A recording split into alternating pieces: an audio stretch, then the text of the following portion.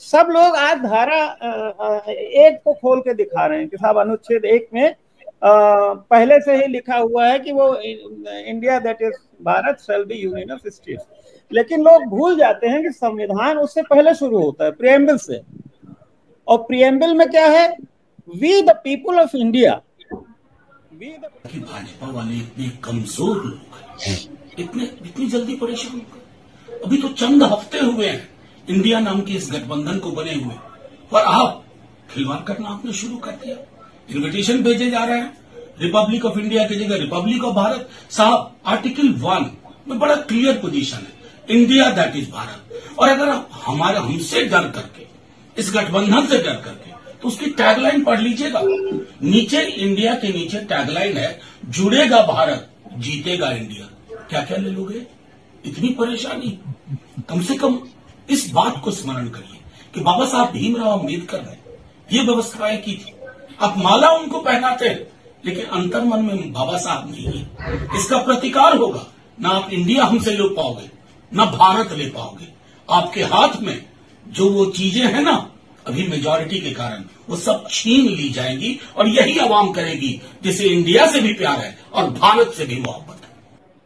तो रामदत्त जी, बड़ा आपसे मैं यही जानना चाहता हूं कि ये जो इंडिया गठबंधन बना है, क्या इंडिया नाम से चिढ़ हो गया है मोदी सरकार को, मोदी को और भारतीय जनता पार्टी को कि अब इंडिया जो है हर जगह से हटाया जाए?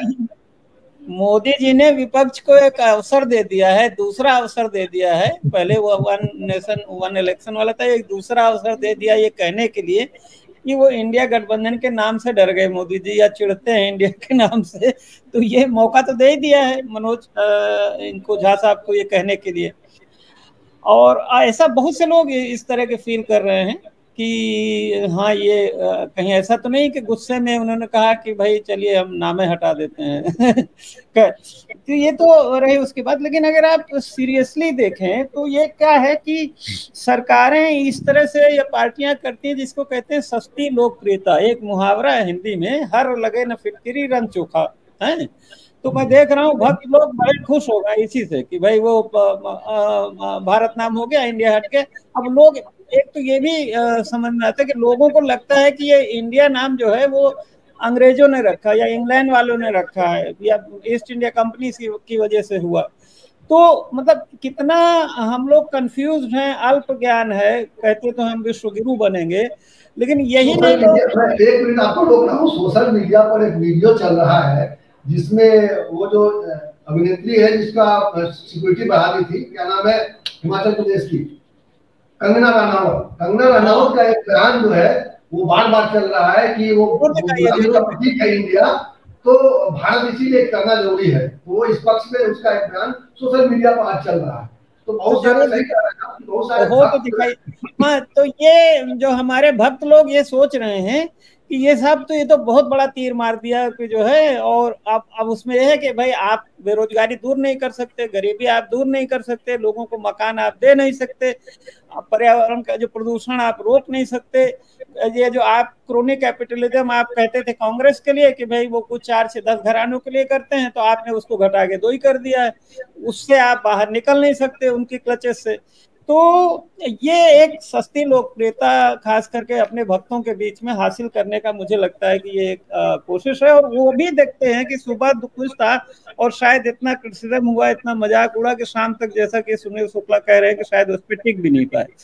तो खैर, लेकिन एक सीरियस बात इसमें ये है कि ये इस तरह का कहना कि इंडिया विदेशी मतलब गुलामी का प्रतीक है, या इंडिया नाम क्यों रखा गया, मुझे लगता है कि ये एक तरह से हमारे उन स्वतंत्रता सेनानियों का अपमान है जिन्होंने लाठियां खाई, जेले गए 10-10 साल, 12-12 साल, और जो लोग माफी मांग मांग के निकले हैं जेल से बाहर या गए ही नहीं कभी आंदोलन में, तो वो आज दावा कर रहे हैं कि वो बड़े ज्यादा राष्ट्रभक्त हैं। अरे भाई, राष्ट्रभक्त वो थे उस समय कि जिन्होंने घर बार छोड़ के नाम हुआ, फांसी पे चढ़े, वो सब चढ़े, तो वो राष्ट्रभक्त नहीं है, ये ज्यादा राष्ट्रभक्त है। तो मतलब ये मतलब क्या है, ये एक तरह से पूरे फ्रीडम मूवमेंट को, क्योंकि संविधान सभा में कौन लोग थे भाई जो फ्रीडम मूवमेंट में शामिल थे, और बड़प्पन उनका कि भाई उन्होंने सबको लिया, जो अपने आप नहीं चुने जा सके संविधान सभा में उनको भी ले आए, और कंसेंसस से, जैसा कि सुनील जी कह रहे हैं और राजेंद्र द्विवेदी कह रहे हैं कि भाई डिस्कशन हुआ, कोई ये भी नहीं कि भाई एक कहीं टॉप से जो है आकाशवाणी हुई, और आकाशवाणी आप वाली नहीं सुनील जी, कि आकाशवाणी हुई और उन्होंने अडॉप्ट कर लिया।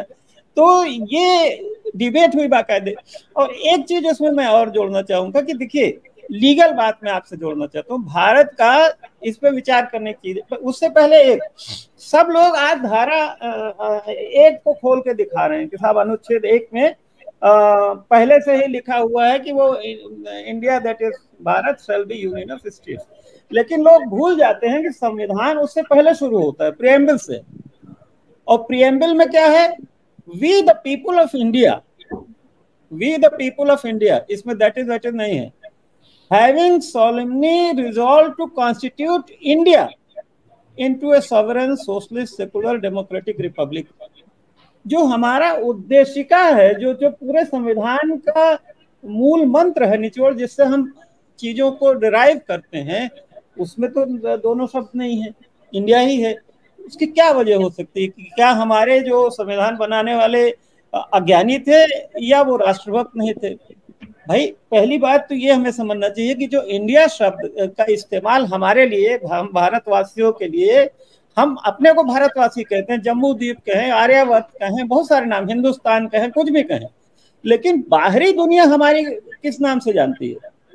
मैं चीन गया था तो हमारी पोती थी, बड़ी बड़ी आंख देख के वहां के चाइनीज लोग बड़े चकित हो जाते थे, इंडी इंडी, तो वो भारत नहीं बोलते हैं, ना इंडिया, हिंदुस्तान बोलते हैं, वो इंडी इंडी, कि वो देखते कि भाई इंडिया से मतलब वो जो, अब वो इंडिया कौन सा है? जो सिंधु नदी है, हम लेह लद्दाख से जाते हैं उधर तो सिंधु नदी मिलती है, तो उस पार जो भी लोग ग्रीक के, यूनान के सब रहने वाले थे, जो पुरानी सभ्यताएं थी, वो सब हमको आज से नहीं, ईसा से 300-400 साल पहले से हमें इंडिया के नाम से वो जानते थे।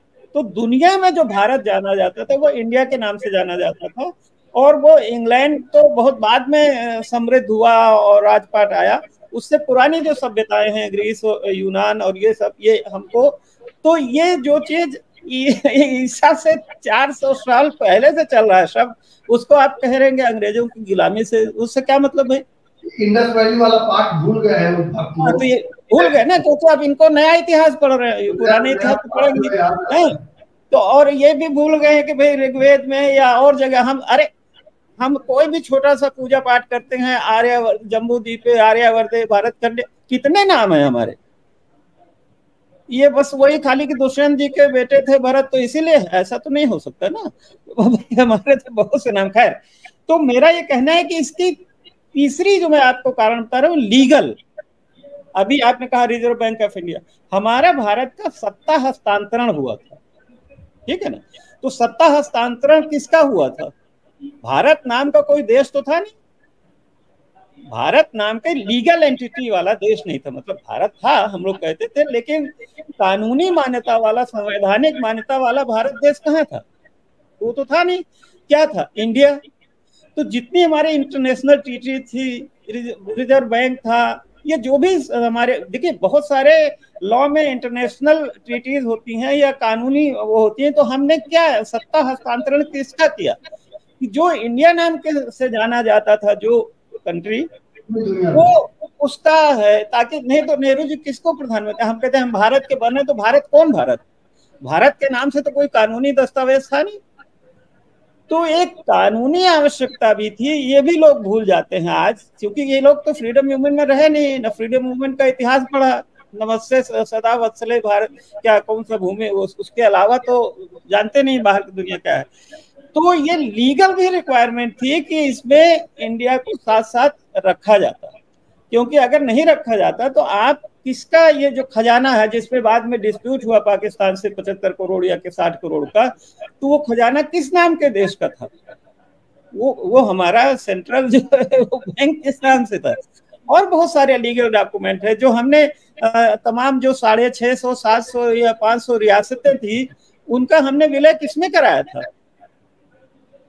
उसी जो इंडिया नाम की एक एंटिटी थी, पहले तो एक लीगल, हमारा सांस्कृतिक रूप से हम एक राष्ट्र थे, भारत राष्ट्र, पूरा वहां से लेके अफगानिस्तान से लेके और इधर नीचे तक, बल्कि तो लेकिन लीगल या संवैधानिक दृष्टि से तो हम नहीं थे।